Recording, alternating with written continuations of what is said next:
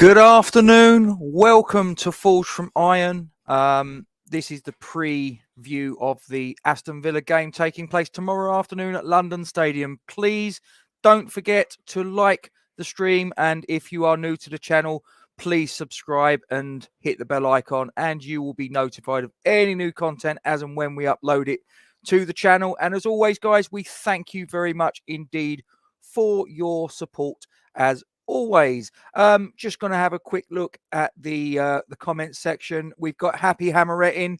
Hope you are well. She's saying hello to Zippy as well. He's not here right now. He might pop up at some point. You know Zippy. He's a mischievous little sod, isn't he? I didn't actually realise until I was watching Green Street Elite. And if any of you guys are like who, go onto YouTube, Green Street Elite, into the search.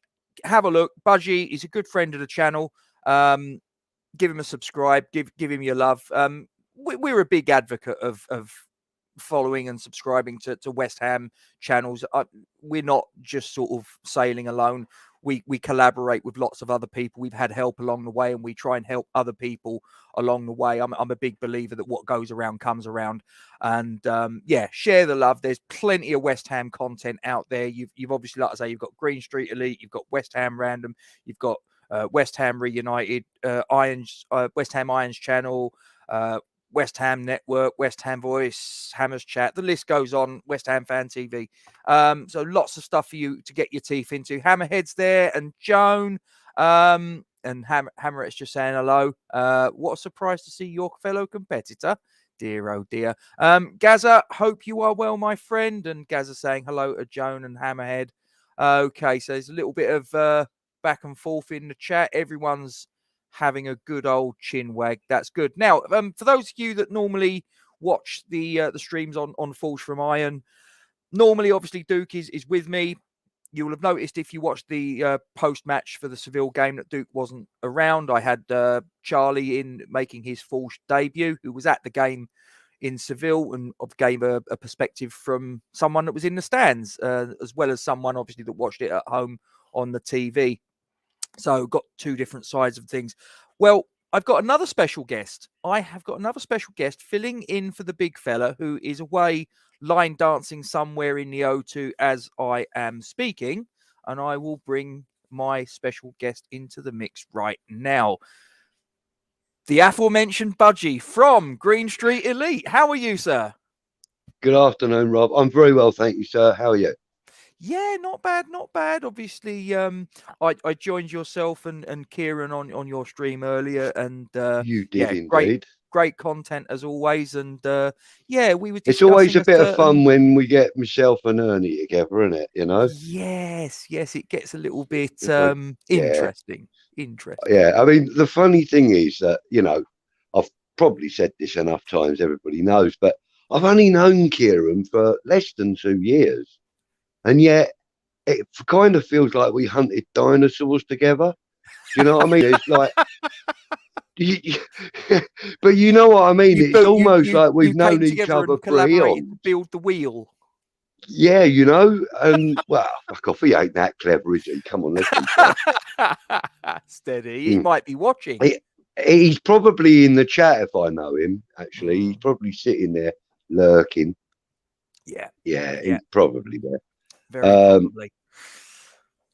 Yeah, so I don't know what that's all about. Go away. No, it's all right. Random texts. I am, but they're on a phone with no SIM card in. Ooh, they're all like, they're like, what do you call it? FaceTime requests, Rob. Oh, got it. I don't have any. I don't have any contacts on this iPhone at all. Darren, hope you're well, mate. So I've obviously invited you on today, Budgie, because, like I say, Duke's busy sort of like gallivanting around the O2, pretending to be a cowboy. So I've got you in as his clone, and thank you very much indeed for that. And actually, I should have had a shave.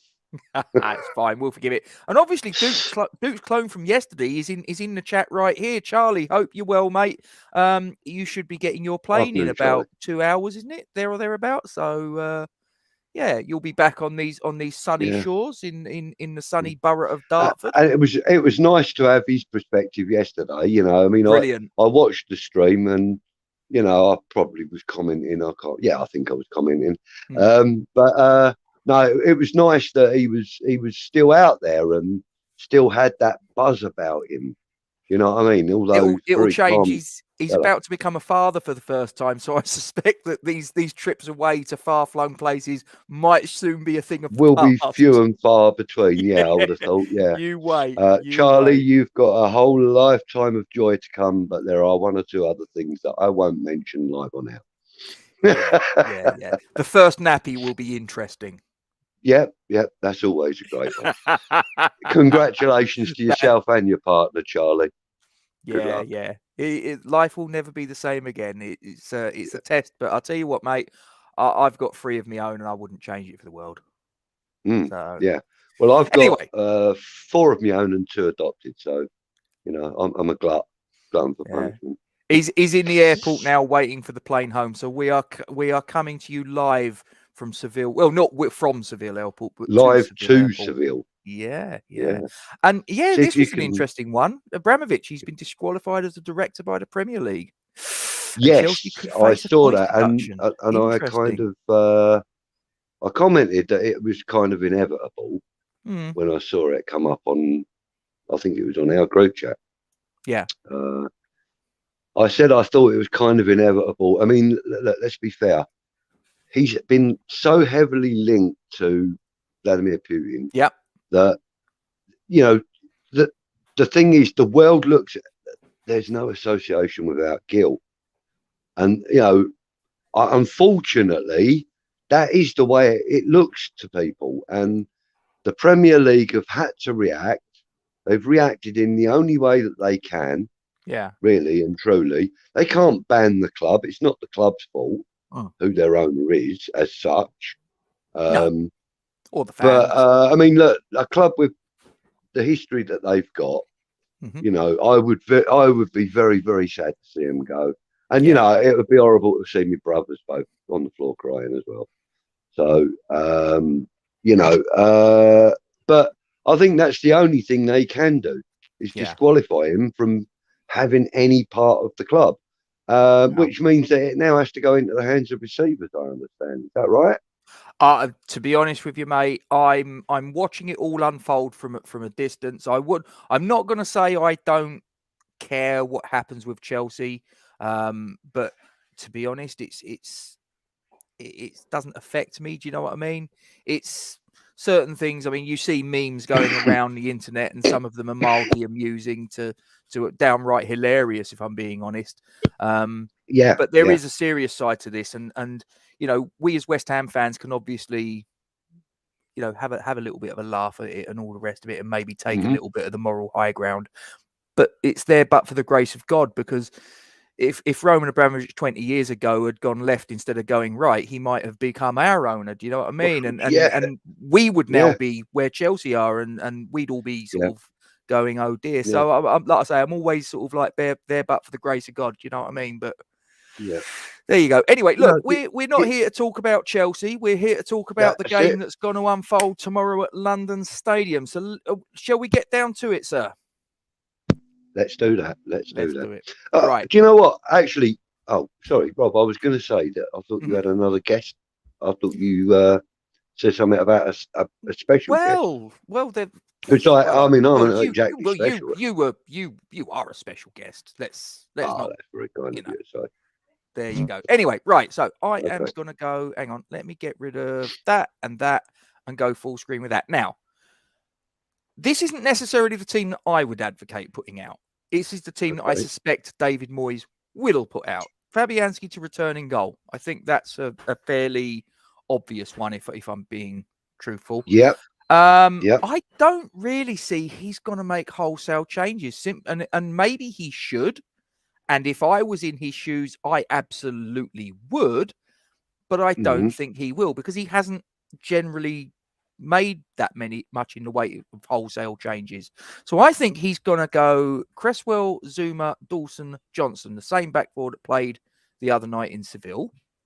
Yeah. I think the double pivot in front, is going to be the same. Now, I know he played 4-3-3 against Seville. He could deploy this in a 4-3-3 potentially. But I think Declan Rice and Thomas Souček will be the double pivot. The three in front might be where he mucks around with things. I wouldn't be shocked to see Arthur Masuaku come in at left wing. I really wouldn't. Wouldn't shock me at all. I wouldn't either, actually, to be honest with you, Rob. Yeah, because I know that David Moyes likes Arthur Masuaku for whatever reason, for good or for ill. I know that he's someone he always has in and around the squad, and I think he trusts him. Whether he should's another matter, but there you go. I think Benrahma will come in as the 10, and I think maybe Pablo Fornals will shift over to the right-hand side. And I suspect that even David Moyes not wanting to change things, I think he knows that with Michail Antonio playing 3 games in a week in a busy season where Michail Antonio has now become an international footballer as well as playing European football for the first time, or well, not the first time, but, getting this deep into Europe. I think he might possibly put him on the bench and shove Nikola Vlasic as the 9. What are your thoughts on that lineup? Do you think that's sort of like pretty close to what we're going to see tomorrow, or do you see that's pretty close to what I would predict if that's what you're asking. I think the only difference would be for me would be that I would probably play Fornals in the 10 role. Okay. And put Benrahma on the right. Only because Benrahma has been so effective out on the wings for like when he was playing for Brentford, he was very effective out on those flanks.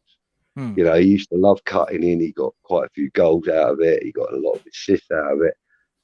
So I wouldn't be too worried about putting Fornals in the centre either, because I think that's where he's comfortable. I think he quite likes the central role. He likes to be able to drift either side to help out the guys either side of him. He loves to support the guy in front of him. And Pablo Fornals has also got a very good defensive mind, in my opinion.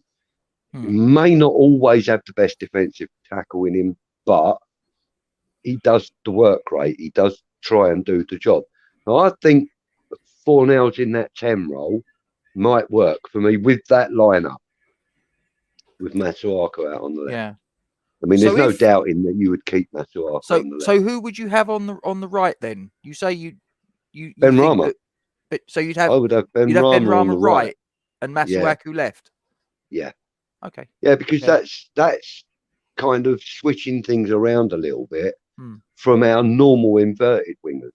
Normally we've got a left footer out on the right and a right footer out on the left. Well, let's switch that about, give other people, the other teams, something to think about. Yeah. Benrahma's comfortable on his right foot. He's not so comfortable on his left. Yeah. So let him have that little bit of extra comfort. Let him break that. Then we'll see a different Benrahma to what we're seeing, I believe. I've been critical of Benrahma in recent months, as a few others have, but I know there's a player in there. I've seen it. I saw it when he was playing for Brentford. As I said, my nephew used to be an academy player for Brentford at the time Benrahma was there. So I've seen Benrahma play. I've watched him train on video, but I've watched him train. So I know there's a bloody player in there. And we're seeing glimpses of it, but not often enough.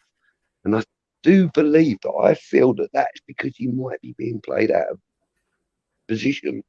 Yes, the 10 role does suits him brilliantly. He played that a lot for Brentford, but he also played the 11 role out on the right. The 7 role out on the right. Yeah. As well. So he there is a player in Benrahma, but unfortunately, David Moyes ain't unlocking it, by playing him on the left. That's my personal opinion. It's probably how much of it is the manager and how much of it is the player? Because I don't think you could lay the responsibility. I don't like using the word blame, but I'll say responsibility. Yeah. I do think that there is It's got to be responsibility a shared on a man. responsibility, Exactly. isn't it? There's a responsibility on the manager to get the best out of every player and to assemble an 11 plus substitutes that gets the very Yeah. maximum that he Yeah. can on a match day. That's the manager's responsibility. But the player's Yes, responsibility is that when they're at training and when they're on a match, that they bring the very best version of themselves to the fore. And I don't, in all honesty, feel that Ben Rama, for whatever reason, and you could turn around and say he doesn't feel loved, he doesn't feel valued. Fundamentally, it's incumbent upon him to show David Moyes and everybody that possibly could doubt him, and there are a number of people that do. Let's not kid ourselves, rightly or wrongly, there are. That he comes and shows the very best version of Saeed Benrahma and leaves everybody thinking or knowing that this is a player that we can't do without. But Douglas, hope you recovered from your COVID yet. I hope you're feeling well. Draw written over it, he says, all over. Interesting. Interesting. And I'll tell you what else is interesting, Budgie. We have an interloper. We've got a streaker on the pitch. We've got a streaker on the pitch. I'll tell you what. Hang on, I better put my glasses on for this one. Yeah, I don't think you'll need glasses. Well, I think you need more than glasses. I think magnifying glass would be more accurate. So. Right. How are you, Kieran? Oh, you're right. All right, Ernie. Hi, Robert. How you doing? What's your name? Long time no see. Yeah, not a bit. It's been a while. Well, I did actually see you earlier. Yeah. I just saw a fucking Zippy impersonation. I don't know what that your was. Your audio's terrible, Kieran. Is it? It's a little bit Norman Collier, mate. Yeah. Is it bad? I'll come out. I'll go out and come in again. That normally works, doesn't it? All right, try mate. that. No worries. Yeah, I'm glad to hear that, Douglas. Yeah, I mean, we've listened. We just got to get on with it. You know, COVID is not going to go anywhere. It's here to stay. We just got to get on with it. I did star a couple of comments. Okay. Yeah. I just want to sort of like get before we move on to the Villa team that I suspect will take to the pitch. Charlie. Just want to address these two. One from Charlie, where he says, got to be honest, it's bad to say, but I'm starting to care less and less about tomorrow. All the focus is on Thursday for him. Biggest game for West Ham in 16 years. Your thoughts? I completely agree with that last sentence in the comment. The biggest game for West Ham in 16 years. I'd go along with that. Yeah. I take it you're referring to the FA Cup final at the Millennium Stadium in 2000. I'd say it's our biggest game in 10 years. I don't think it's bigger than the playoff final against Blackpool for me. You know, because if we don't win that, we don't go up to the Premier League. So I think I understand that. I must admit that game is a complete blur to me. I was having no. I was having a terrible time in my life at that time. All right, okay, fair enough. So I really didn't pay any attention to football during that kind of time. But listen, it's a massive game. It's a massive game. But to dismiss a Premiership game, regardless of who it is we're playing, to dismiss a Premiership game, which is, a possibility of 3 points, a likelihood of one, to dismiss that, completely is the wrong thing to do. Because if you're doing that, you're dismissing our our importance of the Premiership and the league. We need to concentrate as much on the league as we do on Europe, in my opinion. Yes, we can use rotational players. Yes, I agree with that, because I do believe that although Villa are good and they're good enough to beat us, they're certainly better under Gerrard, don't get me wrong. It has to be said. Yeah, they're good enough to beat us. They're a worry for me, but I do believe that most of the players that we've got in reserve have got what it takes. Fair. And we don't have to change the entire squad. Like you said, the spine of the squad is going to stay the same, isn't it? Fabianski, Dawson, Zuma, probably. I would have thought. Yeah. Rice and Souček. So, the five main goal threat extinguishers are there. Do you know what I mean? So bring on changes anywhere else, I say. Fair. But that's it. Yeah. There's another comment that I started, and I'll let Kieran get his teeth into this one. Okay. This is from Happy Hammerette. I'm not going to call her Clark Kent or Kal-El as you did earlier on Green Street Elite, Kieran, because she'll call me rude words. She says that she wants Antonio to be rested. Occo and Perkins she would like to see. What are the chances of seeing one or the other, or even both of them tomorrow, do you think? I think I know the answer, but... You think? Is my mic okay now? Is it sounding better? Not really, but carry on. We'll get most of it, Kieran. We can hear you. It's just a little bit glitchy. Yes, that's unusual. No, I wouldn't put any kids near the game, to be honest. But in my opinion, I don't believe. Depends what do you go by what you think you should do or what Moyes will do. Well, this is what I suspect Moyes will put out tomorrow. I mean, I agree with you. I think that the chances of seeing Perkins and or Occo flex, one of them starting tomorrow is virtually zero. The chances of seeing both of them starting is in the negative, in my opinion. But I don't disagree with what Happy's saying. Would I like to see them? Now that's a different question. Yes, I would like to see them. Don't know about starting, but chances are both of them will be on the bench. But they're probably just going to be on the bench for the entirety of the match. We've had kids on the bench all season. They've never got a look in, have they? And yeah, exactly. I can't imagine it being any different against Villa. But I'm a bit. I think it was Mr. Woodgate there said there. I'm not bothered a bit Villa now. I'm so intent about the Seville game. I would rest anyone I could. If it made us stronger in the Seville game, I'd rest half the team. If it gave us a better chance to win that Seville game to get in the quarter-final of a European competition, I would rest whoever you need to rest to make us stronger next week. But will Moyes do that? Moyes has made a statement that he will play the same 11 week in, week out, whatever comes. And so I don't believe the youngsters get a start. Would I like them to? Yes.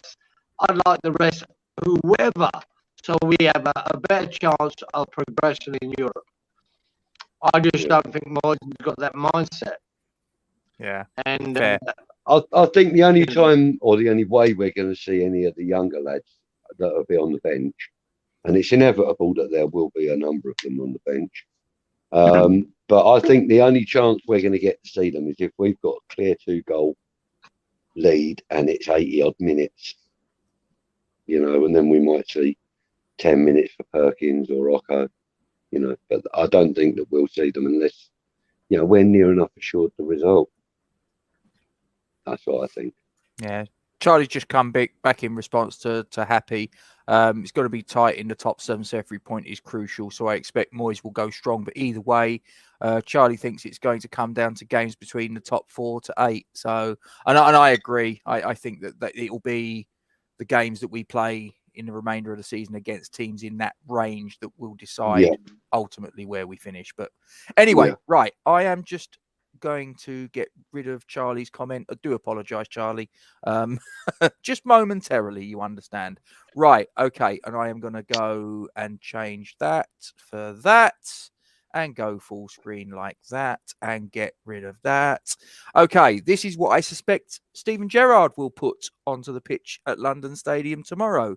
Emi Martinez in goal, Luca Digne at left back, Matty Cash at right back, and the centre back pairing of Tyrone Mings, the captain, and Callum Chambers.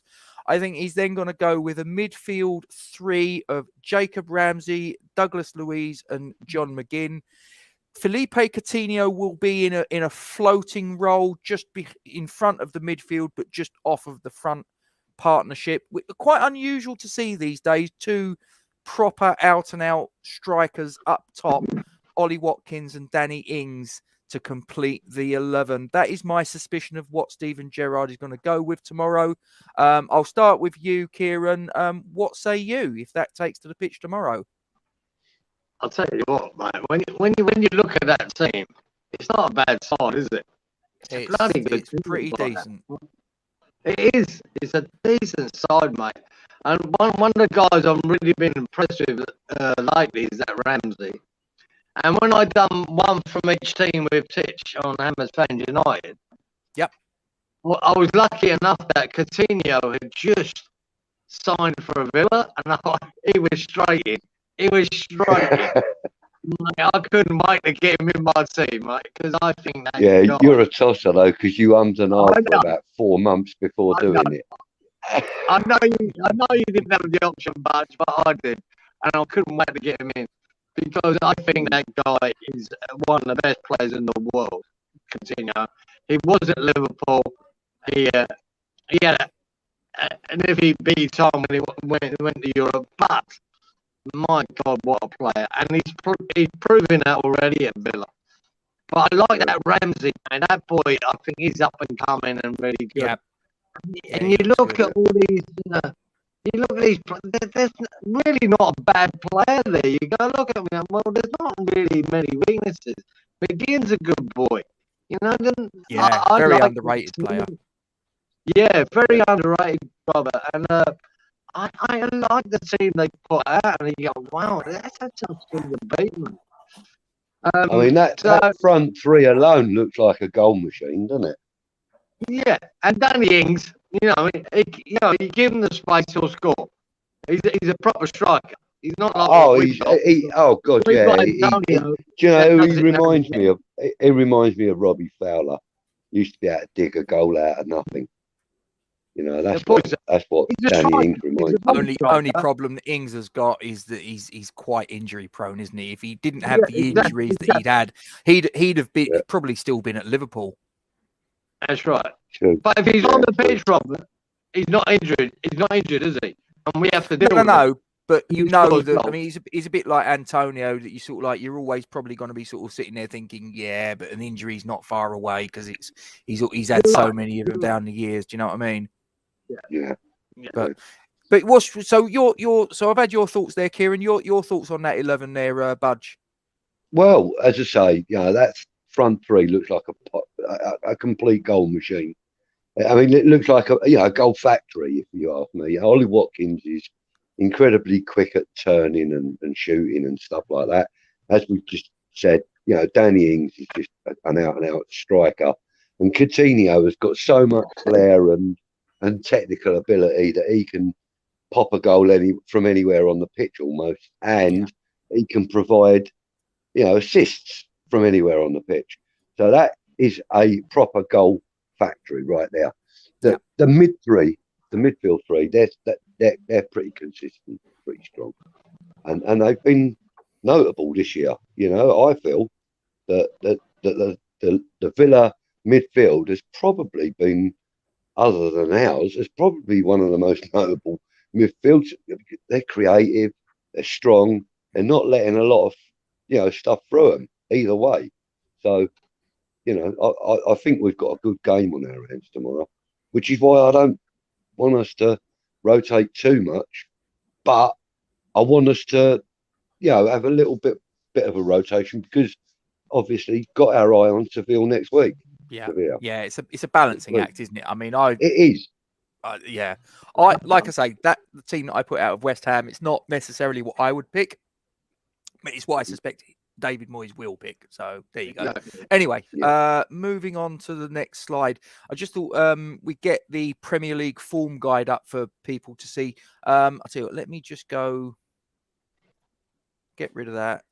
I'm going to go and get a different pair of glasses. Just bear with me. That's all right, carry on. I'll just scroll in on this. So I mean, obviously, you look at Liverpool, win, win, win, win, win, and then look at Newcastle's form. I mean, that's ridiculous. They've literally risen like the Undertaker in WWE. They've risen from the dead, and there they are in second in the form guide. I mean, that is ridiculous. I mean, yes, they had a barrel load of money to spend in January, but bloody hell, that is but they didn't go out. To be fair, Robin, they didn't go out and buy all superstars. They just solidified the team, didn't he, with good players. And not only that, the players that were shit and playing shit have improved since Eddie Howe turned up. And I think that's made the difference. Yeah. So just looking down, so Arsenal are third on form last 6 matches, then Chelsea, then Man City, and look in numbers in 6th. Oh, hang on, no, press the wrong button, silly sod. In 6th place there is Aston Villa, draw, 2 losses, 3 consecutive wins, 10 points in their last 6 matches. You'll notice that in that top 9 in the form table, we're not there. I have to go to the next page before there we are in 13th on the form table. Lost 1, 2 draws, 1 lost. 8 points from 6 matches. Now, so on current form, you look at tomorrow's match and you go, ooh, that could be quite tricky. Yes, and it is tricky, mate. It's going to be a tricky game, mate. They are an informed team, and they're a good side, and they've got a win behind them with Gerrard coming in. And, Newcastle are very WWE, all lycra and no trousers. I don't know if that's Gonzo, Gio, Charlie. I don't know who it is, but welcome along. Thanks for joining us. Do appreciate it. Hi, guys. Oh, no. Listen, like I said, I've said this on a couple of streams this week. I don't think we should take this game lightly. Listen, we need every single point we can get in the Premier League. Every single one of them. Right? If we're going to be challenging for Europe or for, top 6 or whatever, whatever people think we should be challenging for, if we're going to do that, we got to be at every game. We got to do that at every game. We need a bigger squad. We do. But we also need to, we need to back the ones we've got, first and foremost, and, players like Masuaku, yes, he does come under a lot of criticism, but he has a role to play. Like, you put him in your suspected lineup for tomorrow, Rob. Mm-hmm. I agree with that because he is the kind of player that you would bring in for a game that, a lot of people don't feel is as important as the one on Thursday, but it is important. So he's the first team player of sorts. He's one of the rotated first team players. So yes, he is one of the players that you would bring in. If Andrei Yarmolenko was available, I would say bring him in. Purely and simply because we know what he can produce. And on his day, if he's, if he's starting and it's a Premier League game and he's, there's a good chance that he's going to produce the goods, so that they're the kind of players. And Vlasic, he's not our first choice striker, but you suspect, Rob, that he may be selected for tomorrow's game. I agree with that. I've been calling for that for a few weeks, for Vlasic to be the 9. Yeah. Just looking there, hang on, let me get rid of that. Just looking there, this is the home form of all the teams in the Premier League. Now, 10 points in our last 6 home games. Yeah, okay. 8th in the table. However, if I then flip it to away form, because obviously Villa being the away team, we need to get a handle on what their away form is like as well. They're 4th in the chart. They're 4th in the chart. So their away form is better than our home form is, and their current form overall is an awful lot better than ours. I am concerned about tomorrow. I can't lie. Yeah. Give me a reason to be positive, gentlemen. I think we should be good. We should be concerned, mate, because this isn't a mud team. Right? This is a team that's got better under Gerrard, and they've got good players. Coutinho, I think, has changed that team. That Jacobs Ramsey's form is changed it. I reckon they're a solid team, mate. And if we think we can just roll them over, and I think 3 months ago we could have done. No, well, we beat them 4-1, didn't we, at their gaff in one of Deep's last games, and we were good value for that. But they're a different team now, completely. Yeah, and the thing is, under Steven Gerrard, as you just said, Kieran, and you've intimated towards as well, Rob, that Aston Villa have improved greatly. Yeah. They were already a decent side, but with the transfers that Gerrard's made in January and stuff, they've become an improved side. Whereas West Ham have kind of stagnated in the last few months. We haven't risen to the bar that we set ourselves. Do you know what I mean? We haven't reached the performance levels that we know that we're capable of. Our bar stayed the same because we didn't improve in January. Villa did. And I'm talking about the achievement, the amount of games that we won and the kinds of games that we were winning. Like beating Liverpool and Chelsea, and that kind of sets the bar high. Everyone could see, right? Everyone could see that we don't have a squad to compete on all fronts, right?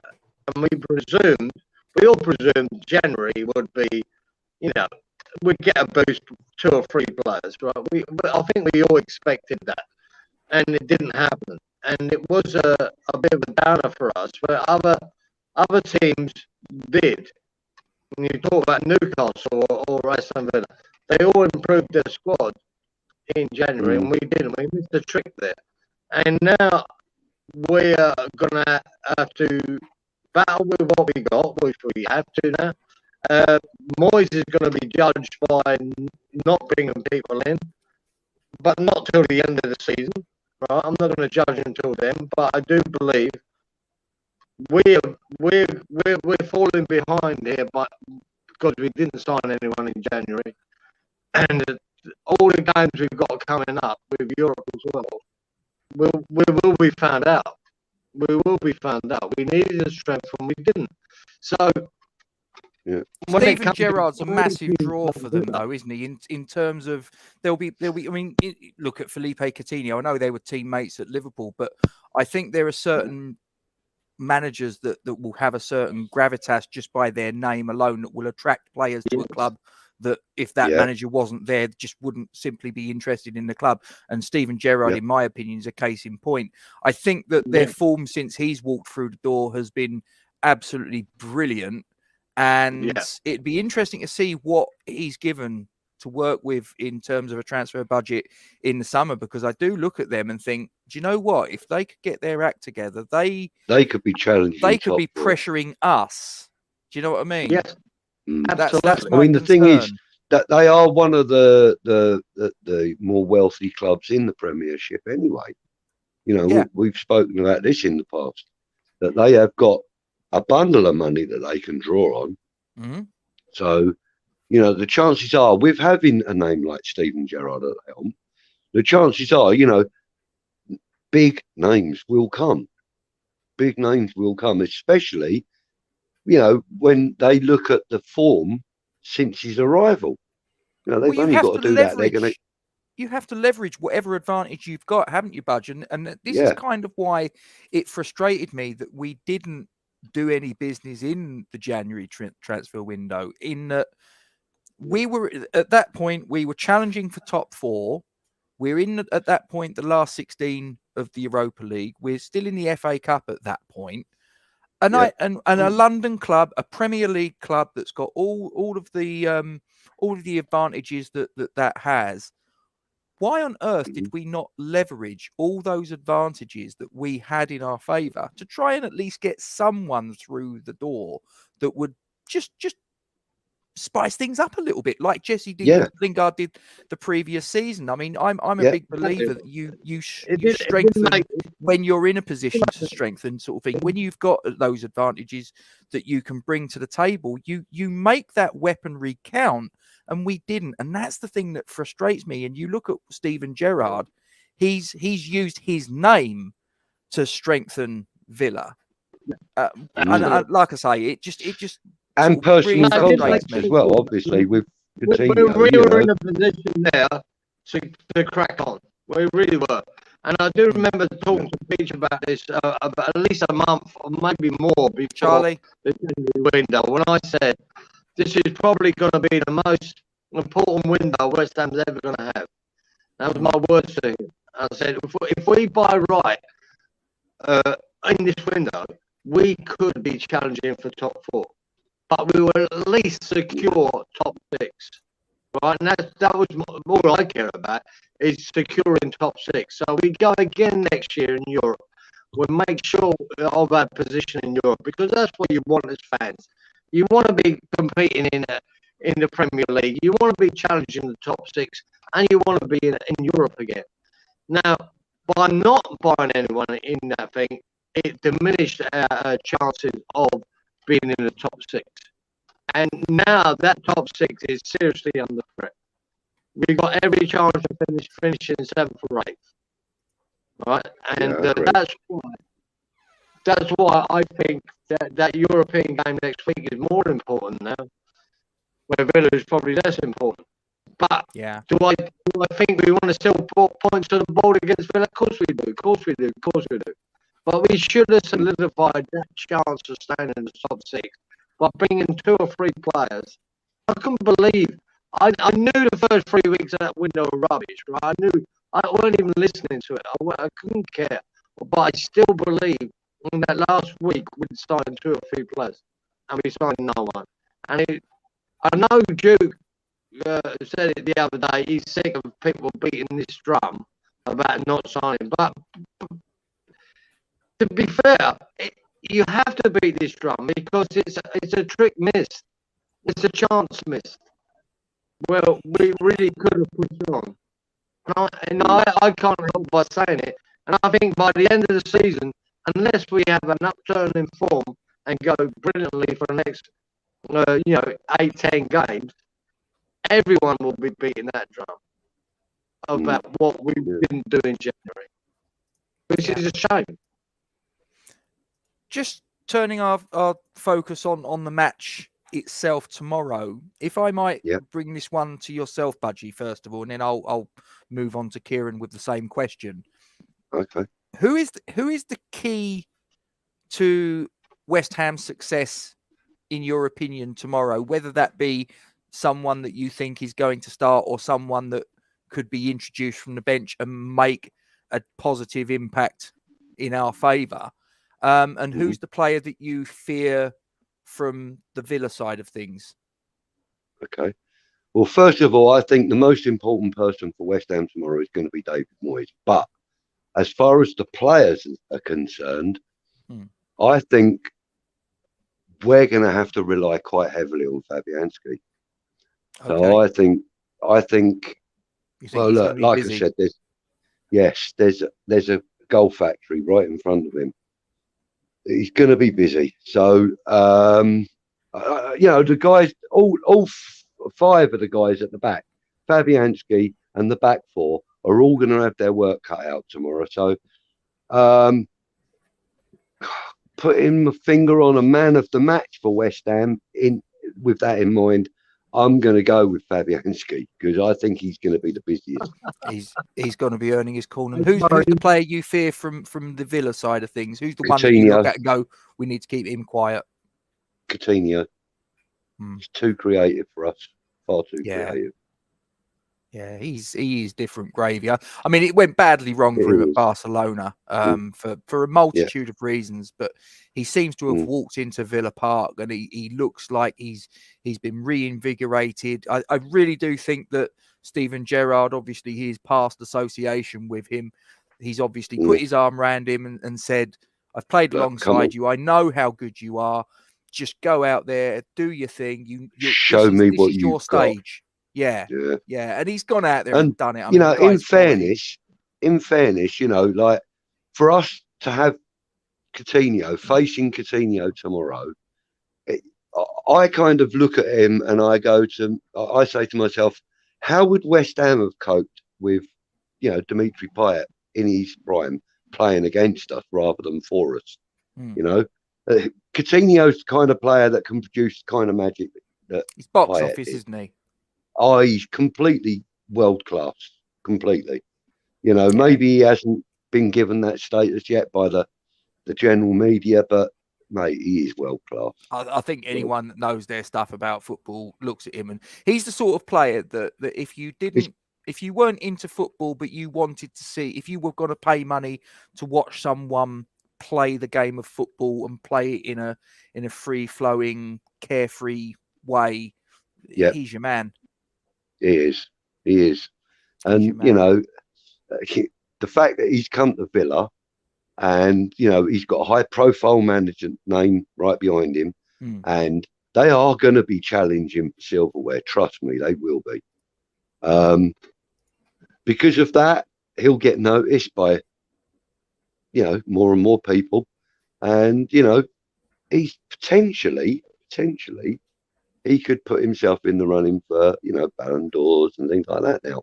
Because I reckon he's going to be able to, literally, as you say, express himself.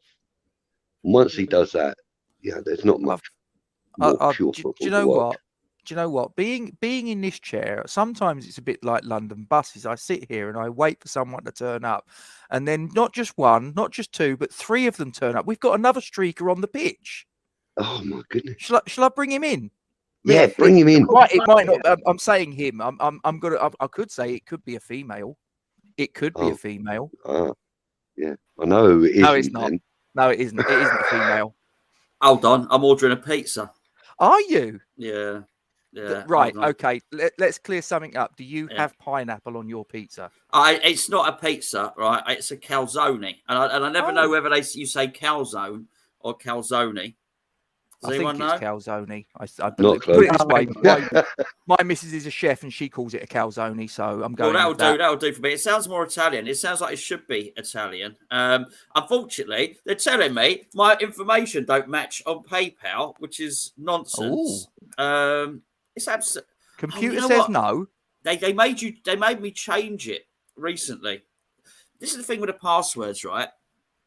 Make a memorable password. They say, fine, I'll make a memorable password. Sorry, you can't do that. You need a capital letter. All right, I can make it memorable with a capital letter. Oh, you need a number in there. It's becoming less memorable now. And now you've got to put one of those fancy symbols in as well. Yeah. So you've got to have a hashtag. So now I've put my numbers in, my capital letters and my hashtag is now not a memorable password. And I'm hungry, you know? Anyway, how are you? Just make a sandwich. Yeah, I was gonna, but I got stuff to do. I've got to do some electrical work, so I thought I'd treat myself to a calzone. Deliveroo, it's much easier. This is what I'm doing, but it wants a PayPal. But come on. Use your credit card, debit card. It's much easier. Yeah, I know. It's all right. I think it's going through. Hold on. Payment confirmation awaited. Oh, cool. Go. Anyway, what's going on? Usual stuff, mate. How about yourself? Yeah, well, I'm going. Funny enough, the trains are out for tomorrow, so again, so I'm actually going to drive up. I'm going to drive up. Oh, you're going? Yeah. I'm taking the kids, but it's a school night, so I didn't want to get back too late. We're a replacement bus service. I wouldn't even get back until 9 o'clock. It's too late on a school night for the 8-year-old, you know. So I'm going to drive up. I'm going to park at Wanstead and get the tube in, I think. You bringing your dad? No, he don't deserve it. You heard all those? No, I know. I'm taking him to the Sevilla game, and he's actually going to stay over here. So he's staying over Wednesday and Thursday night. I think that's enough, really. Don't you? Yeah, you don't need to see him on Sunday as well, really. Are you going, Gatesy? Yeah, I'll be there, mate. I'll be there tomorrow, and I'll be there Thursday night. So. Yeah, looking forward to it. But just because obviously you've just sort of jumped in. Kieran, are you okay if I just bring this question that I just asked Budgie to Gonzo before I bring it to you? Do you mind? Of course. Go, Thank you. Just to you, Gonzo. Who's the player that tomorrow, as far as West Ham's concerned, you think needs to step up to the plate for us to maximise our chances of getting a positive result? And who's the player that, from the Villa side of things, that you fear the most? Well, I mean, you were just discussing Coutinho, and you're absolutely right. He's magic. I can't believe that we. Oh no, I don't.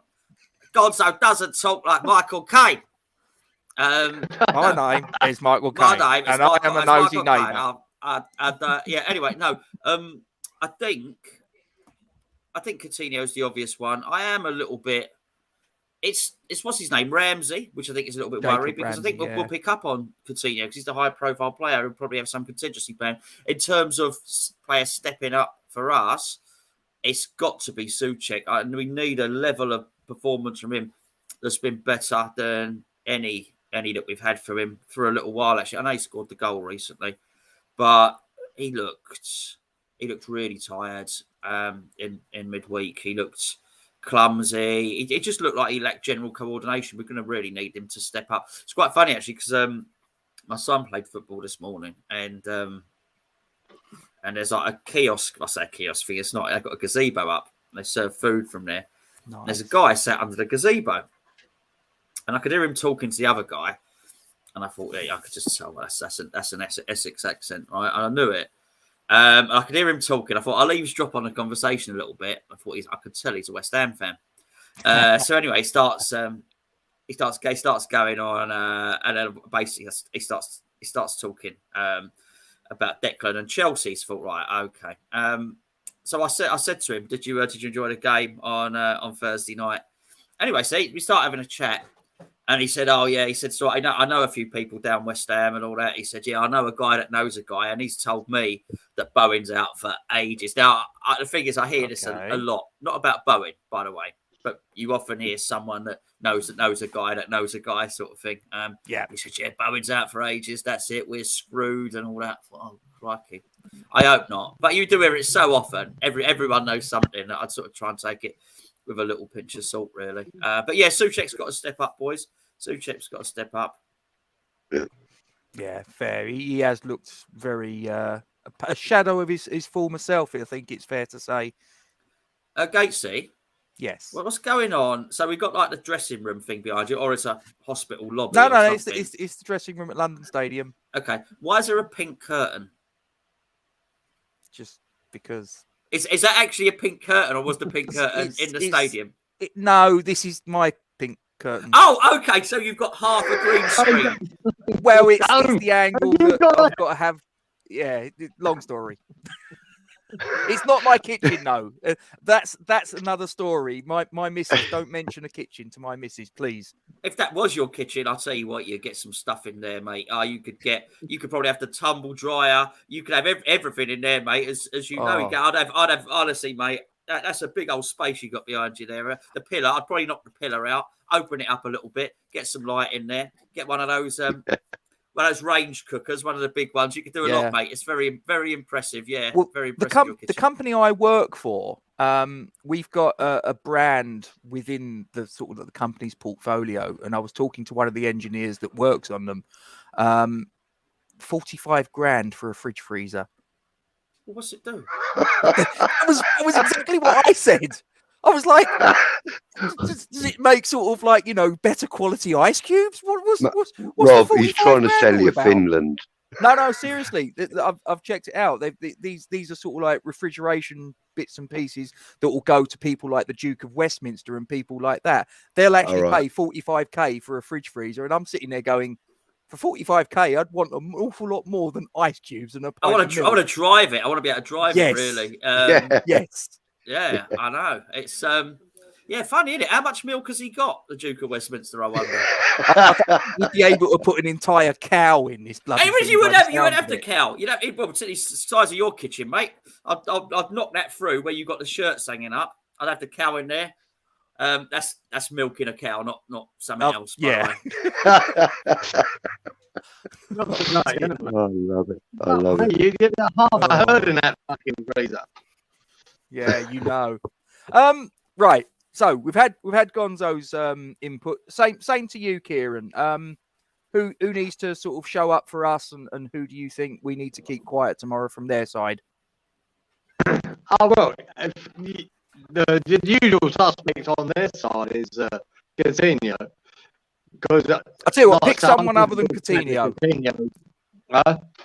You got to pick someone other than Coutinho. That's the rules. I know that. I know, but I've been a big fan of him since he was at Liverpool. I love Coutinho. I think he's a great player. I've always said that. And but I think Jacob Ramsey to me is the boy that I'm scamming again. I think they're quality players. And Ramsey's going to be a star. And no doubt about it. That boy's going to be a star. Where he stays with Aston Villa, I don't know. I think he's going to be better than that. I think he's going to produce more than Villa can offer him. For us, again, Lanzini has to show up again. I think we're going to rely on Lanzini to unlock them again. And I think he's the best player we've got for doing that. And in that first half against Seville, I thought he was the best player on the park. Second half, I thought he was pretty poor. But against Liverpool, he was quality. If you really watch that, I watched that game twice just to watch him, Lanzini. He was so good in that game. He was so brilliant in that game. And I think we need him to unlock Villa. And we've got to stop their attack. Rice again has got to be instrumental. Now, whether we play Rice again like Seville without him going forward and stop their attack because they've got three really good forwards, maybe he has to play a more defensive role. But I do believe Lanzini is going to play a massive part in us beating them. And Rice has to be Declan Rice. Declan Rice normally is an 8 out of 10 week in, week out. And he has to be for this game. Fair. We're coming towards the end. I've just asked the guys in the live chat for score predictions, so I'll ask you guys as well. Kieran, score prediction for tomorrow? 2-2.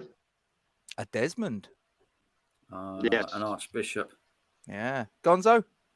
I think I said 0-0. I often forget. I've done my prediction. I think it was 0-0. I often forget. Happy Hammerette said Lanzini's got lovely feet.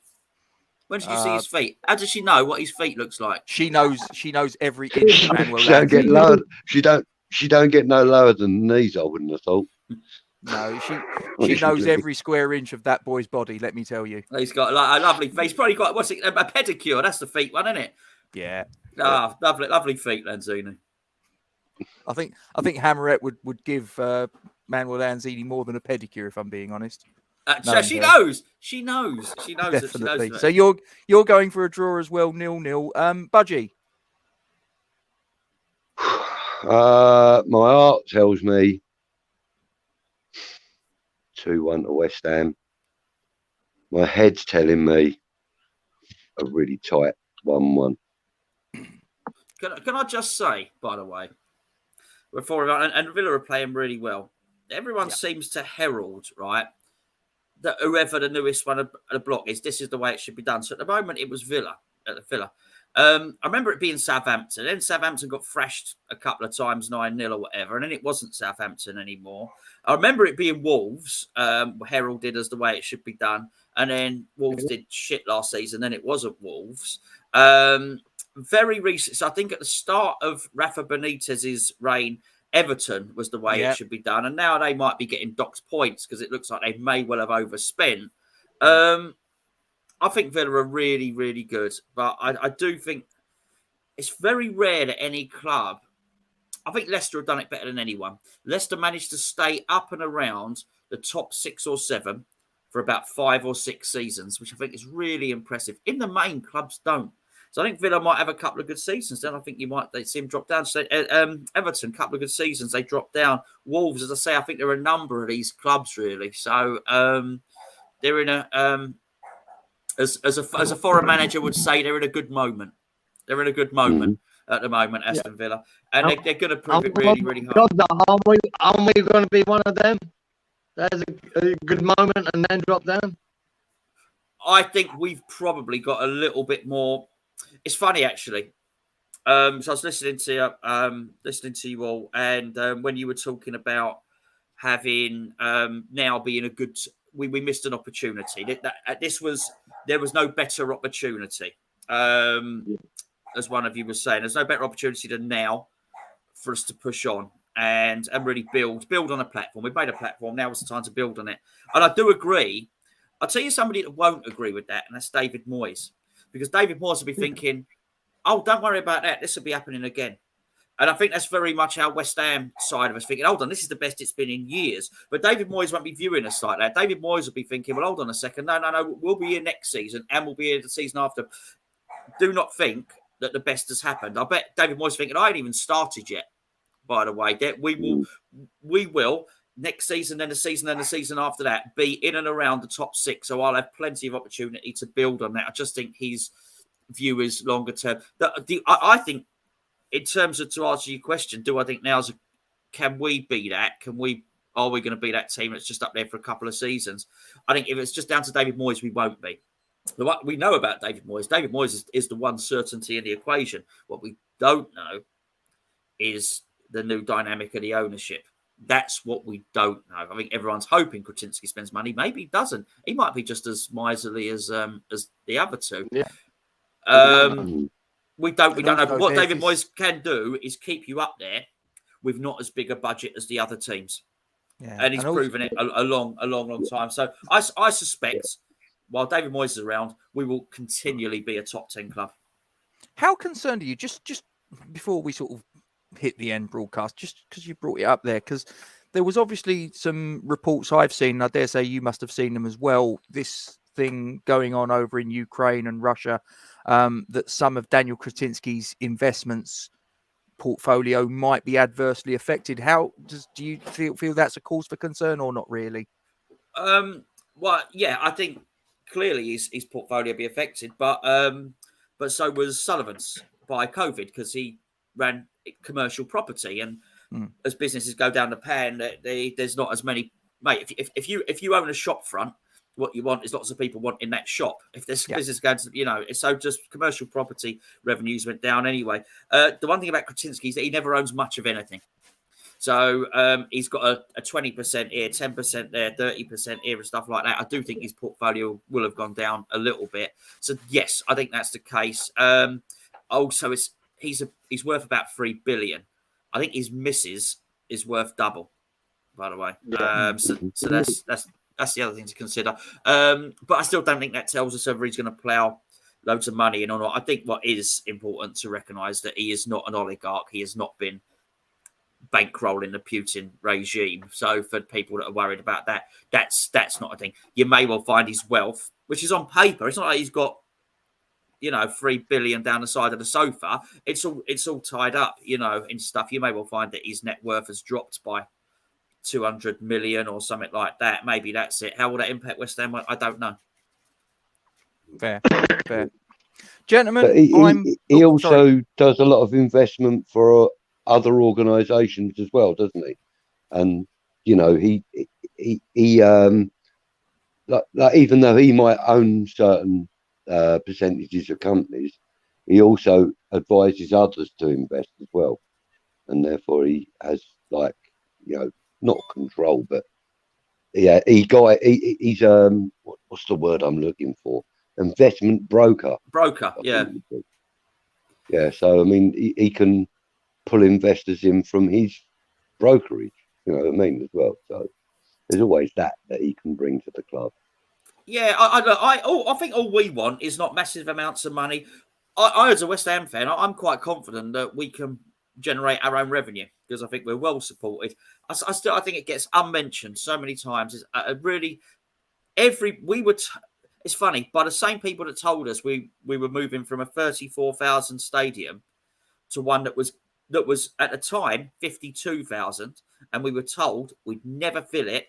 to the point where actually it's been opened up to 60,000 and now is whatever 62 or whatever, and now there's another health and safety ticket in to take it to 66. I actually think it's miraculous that we get as many fans as we do, because we and those same people that told us that don't say anything now. Those people that said, "Oh, you won't get you'll only get 30, you'll only get 30,000 in the Olympic Stadium." Well, it ain't been true at all, and it shows how many West Ham fans there actually are. And I don't think they're all tourists, by the way. Don't get me wrong.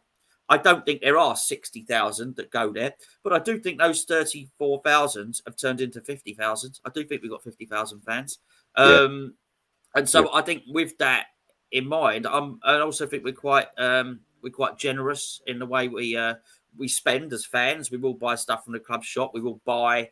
We're invested. We do invest in our club as fans. So I've always been happy that we can generate our own money. The one thing you don't want is for that money to be siphoned off. So I think as long as I don't think we need anybody to chuck in 100 million every season. We get, as long as it's managed well, and we get our 190 million each season from a TV revenue, plus the season ticket sales, plus the commercial revenue, plus the sponsorship, we really should have about 70 million each season to spend.